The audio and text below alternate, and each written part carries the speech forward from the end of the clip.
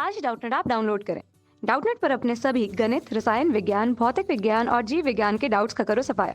बस प्रश्न की फोटो खींचो, एक ही प्रश्न को क्रॉप करो और तुरंत वीडियो सोल्यूशन पाओ। अभी डाउनलोड करें। हेलो एवरीवन, आज का हमारा क्वेश्चन है अनुवांशिक अणु किसे कहते हैं। इसका पूरा नाम लिखिए। अनुवांशिक सूचनाएं इसके किस भाग में संकलित रहती हैं। जीन और प्रोटीन में क्या संबंध है। अनुवांशिक कूट को समझाइए। सबसे पहले हम समझते हैं कि अनुवांशिक अणु क्या होता है। अनुवांशिक अणु क्या होता है, ठीक। तो अनुवांशिक अणु को हम क्या कह सकते हैं, जीन कह सकते हैं या डीएनए कह सकते हैं।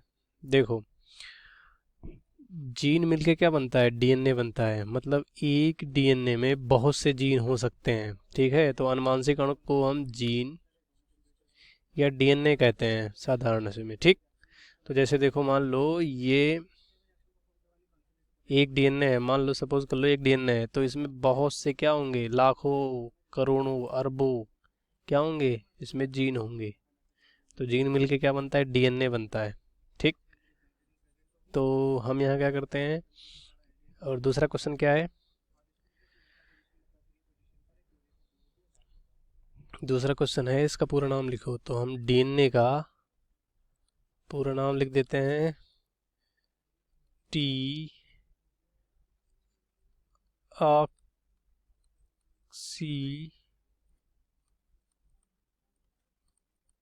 राइबो न्यूक्लिक अम्ल। ये हो गया अनुवांशिक पदार्थ या अनुवांशिक अणु का पूरा नाम, ठीक। अब इसके बाद देखते हैं तीसरा क्वेश्चन क्या है। अब देखो, अब हम तीसरे क्वेश्चन का आंसर देते हैं। जैसे ये है, डीएनए किसका बना होता है, डीएनए जीन का बना होता है। तो मान लो ये एक जीन है इस डीएनए पे, ये दूसरा है, ये तीसरा है, और ये क्या है, चौथा है, और ये पांचवा है। अब जीन किसका बना होता है, ये इसमें क्या होता है, डीएनए में क्या होता है, नाइट्रोजन बेस होता है, ATGC ये होता है ना। तो मान लो ये ए है, ये टी है, तीसरा हम कंसिडर कर रहे हैं, ये जी है, ये सी है। तो इसी नाइट्रोजन बेस में तीन तीन के पेयर में, कितने में, तीन तीन के पेयर में जो आनुवांशिक सूचनाएं होती हैं वो सम्मिलित होती हैं, ठीक। जो कि कहाँ जाती हैं, इसके बाद इस डीएनए से क्या बनता है, डीएनए से बनता है हमारा आरएनए, आरएनए से क्या बनता है, प्रोटीन, और प्रोटीन फिर क्या होता है उस मतलब जीव में वो प्रदर्शित होता है, अपना गुण दिखाता है।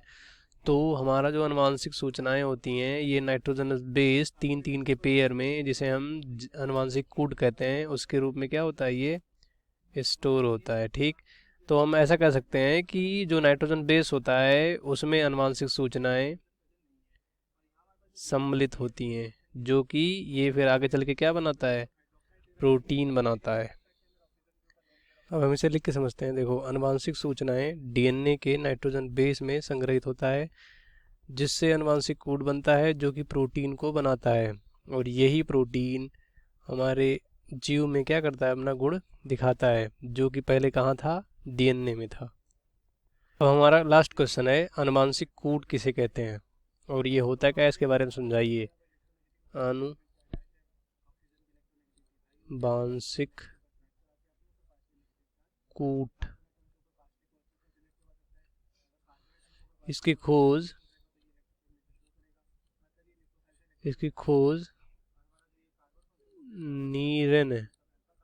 नीरनबर्ग ने की थी,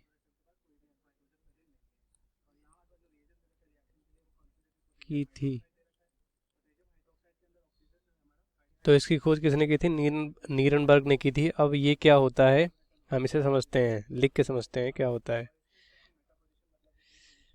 ठीक। यह एक सूक्ष्म इकाई है, यह सूक्ष्म इकाई है जिसमें प्रोटीन संश्लेषण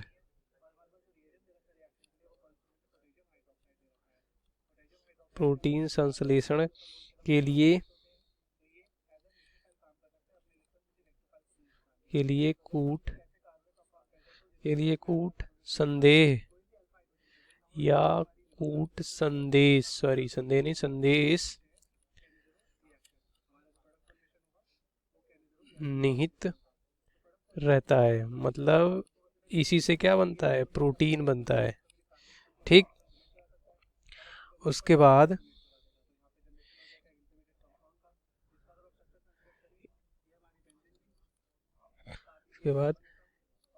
किसी जीव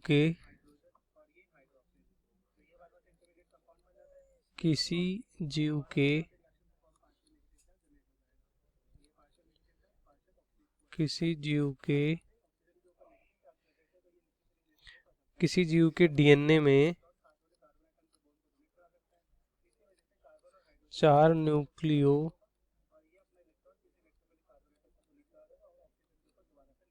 न्यूक्लियोटाइड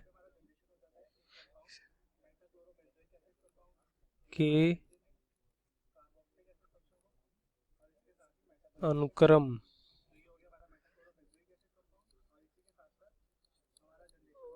विभिन्न प्रकार के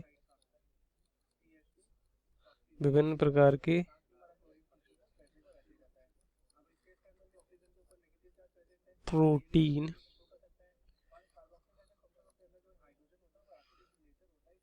संश्लेषण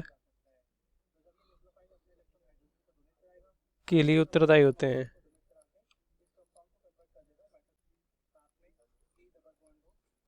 ठीक है, तो किसी भी तो हम इससे ये कह सकते हैं कि किसी जीव के डीएनए में या किसी जीव में जितने तरह के प्रोटीन बनते हैं वो 4 तरह के न्यूक्लियोटाइड के अनुक्रम होते हैं। ठीक है, 4 न्यूक्लियोटाइड के अनुक्रम की वजह से बनते हैं, जो कि ATGC की वजह से बनते हैं। अब हम समझते हैं कि कोडान क्या होता है। ठीक, कोडान क्या होता है। कोडान 3 न्यूक्लियोटाइड का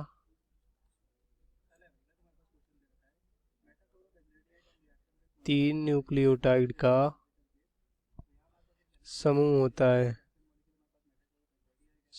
होता है जो क्या बनाता है, प्रोटीन बनाता है, जो प्रोटीन कोड करता है, यानी बनाता है, प्रोटीन कोड करता है।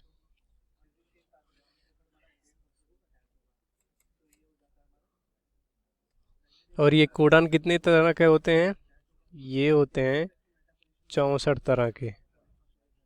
ये क्यों 64 तरह के होते हैं, आइए समझते हैं। देखो, हमारे पास न्यूक्लियोटाइड कितने हैं, डीएनए में A, adenine, thymine, cytosine and guanine. तो अगर हम 2-2 के बनाएं, 2-2 के कोडान अगर बना रहे हैं, ठीक, 2 के अगर कोडान बनाएं, देखो 2 के कोडान अगर बना रहे हैं तो 2 पे पावर कितना हो गया, देखो 2 2 2 2 4 8 16 हो गया। और अगर हम 3 के बना रहे हैं, 3 के कोडान, ठीक, तो ये कितना हो जाएगा, ये हो जाएगा टोटल 64। तो अगर हमारे पास कितने हैं अमीनो एसिड जो कि ये न्यूक्लियोटाइड उसको कोड करेंगे, हमारे पास है 20। ठीक, तो अगर ये 2-2 के बनाएंगे तो ये 16 हो जाएंगे, जो कि ये 20 को कोड नहीं कर पाएंगे। लेकिन अगर हम 3-3 के कोड बना दें तो ये 64 हो जाएंगे, जो कि इस 20 न्यूक्लियोटाइड को कोड करने के लिए क्या है, पर्याप्त है। इसीलिए हम 3-3 के कोड बनाते हैं, ना कि 2-2 के बनाते हैं। इसीलिए, क्योंकि ये जो 64 कोडान है ये 20 को क्या कर जाए, कोड कर जाए। तो 3-3 के ये पेयर में होते हैं, इन्हीं को क्या हम कह देते हैं, आनुवांशिक। अब देखते हैं कि आनुवांशिक कूट के विशेषताएं क्या होती हैं, क्या क्या विशेषताएं इनके हो सकती हैं। ठीक, तो सबसे पहला होता है कि आनुवांशिक जो कूट होता है वो अप्रहासित होता है, मतलब डिजेनरेट होता है। इसका क्या मतलब है? इसका मतलब होता है कि इस प्रकार के कूट में एक से अधिक कोडान दो अमीनो अम्ल को कोडित कर सकता है। ठीक, इसका मतलब ये है, कूट अप्रहासित का मतलब है कि कोई भी दो कूट किसी एक अमीनो अम्ल को कोड करते हैं, इसे कहते हैं अप्रहासित कूट। जैसे उदाहरण के लिए देखो, उदाहरण के लिए जैसे ले लेते हैं हम फिनाइल, फिनाइल एलाइलिन, फिनाइल एलनीन। ठीक, ये क्या होता है? एक अमीनो अम्ल होता है, यानी प्रोटीन का एक इकाई भाग होता है। ठीक, तो इसको कौन से दो कोड कोड करते हैं? इसका उदाहरण है यू यू ए से भी ये यू यू ए से भी ये कोड हो सकता है, यू यू ए से भी ये कोड हो सकता है, और यू यू सी से, मतलब दो कोडॉन इस एक अमीनो अम्ल को कोड कर सकते हैं, U U U U U U U C. तो इसे क्या कहते हैं? कूट अप्रहासित। ठीक, उसके बाद दूसरा है कूट सार्वत्रिक। इसका क्या मतलब है? इसका मतलब ये है कि जीवाणु से लेकर मानव तक एक समान आनुवंशिक कूट पाया जाता है। मतलब जीवाणु से लेकर मानव तक में सभी में क्या पाया जाता है? एक समान आनुवंशिक कूट। मतलब अगर जीवाणु में भी 64 आनुवंशिक कूट हैं, तो मानव में भी क्या होगा? 64 आनुवंशिक कूट होगा। और प्रत्येक कोडान सभी जीवों में एक ही अम्ल को कोडित करता है। मतलब का मतलब कोड या कूट कॉमा रहित होता है। इसका मतलब ये होता है कि एक शुरू हो और दूसरा शुरू होने में बीच में कामा नहीं होता। ठीक, इनमें हम कामा नहीं लगाते, तो ये कामा लेस होता है। जैसे कि अगर हमें ऐसे लिखना है यू यू यू, दूसरा लिखना है यू यू सी, तो इनमें कामा नहीं होता, तो इसे कहते हैं। ठीक, तो ये कॉमा लेस होता है। उसके बाद प्रारंभिक उड़ान, मतलब जहाँ से हमारा अनुवादन या अनुलेखन या प्रतिलिपि जहाँ से शुरू होता है उसे कहते हैं स्टार्टिंग कोडान, यानी जहाँ से हमारी क्रियाएं शुरू होती हैं उसे AUG कहते हैं। क्या कहते हैं? AUG, ये होता है स्टार्टिंग। और समापन कोडान जहाँ पे क्रियाएं खत्म होती हैं इसे कहते हैं UUA, UUG और UGA। ठीक, ये 3 होते हैं। कक्षा 6वीं से 12वीं से लेकर नीट, IIT, JEE वो एडवांस के लेवल तक 1 करोड़ से ज्यादा छात्रों का भरोसा। आज ही डाउनलोड करें डाउटनेट ऐप या व्हाट्सएप करें अपने सारे डाउट्स 8400 400 400 पर।